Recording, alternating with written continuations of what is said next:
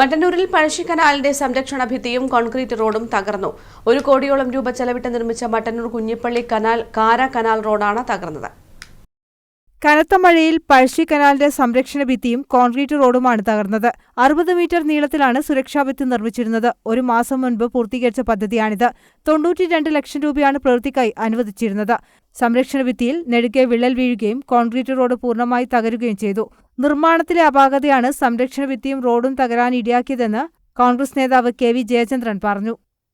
92 ലക്ഷം രൂപ കരാറെടുത്ത് കാസർഗോഡുകാരനായ കോൺട്രാക്ടർ കരാറുകാരൻ എടുത്ത പ്രവൃത്തി, ആ പ്രവൃത്തി നമുക്കെല്ലാവർക്കും നോക്കിയാൽ മനസ്സിലാകും.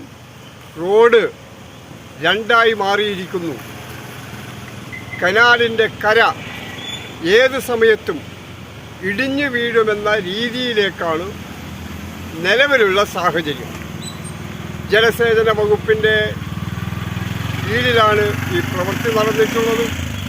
ജലസേചന വകുപ്പിൻ്റെ കീഴിൽ നടക്കുന്ന പ്രവൃത്തിക്ക് ആവശ്യമായ ഉദ്യോഗസ്ഥ മേൽനോട്ടം ഉണ്ടായില്ല എന്നുള്ളതിൻ്റെ യാഥാർത്ഥ്യമാണ് നമ്മൾ ഈ കാണുന്നത്.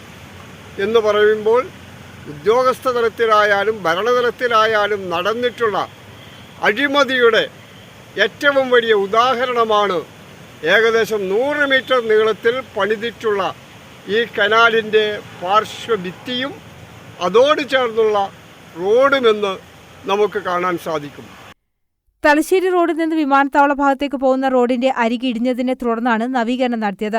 2022 ജൂലൈയിൽ കനാലിന്റെ എതിർവശത്തുള്ള ഓവുചാലിലൂടെ വെള്ളം കനാൽ ഭാഗത്തേക്ക് കുത്തിയൊഴുകിയതാണ് ഭിത്തിക്ക് ഭീഷണിയായത്. ഇതേ തുടർന്ന് കാര തെളുപ്പ് ഭാഗങ്ങളിലേക്ക് പോകുന്ന റോഡ് ഇടിഞ്ഞു താഴുകയായിരുന്നു. നിരവധി വാഹനങ്ങൾ കടന്നുപോകുന്ന റോഡ് അപകട ഭീഷണിയിലായതോടെയാണ് സുരക്ഷാ ഭിത്തിയും കോൺക്രീറ്റ് റോഡ് നിർമ്മിച്ചത്. ഇതാണ് കനത്ത മഴയിൽ തകർന്നത്. News bureau, Mattannur.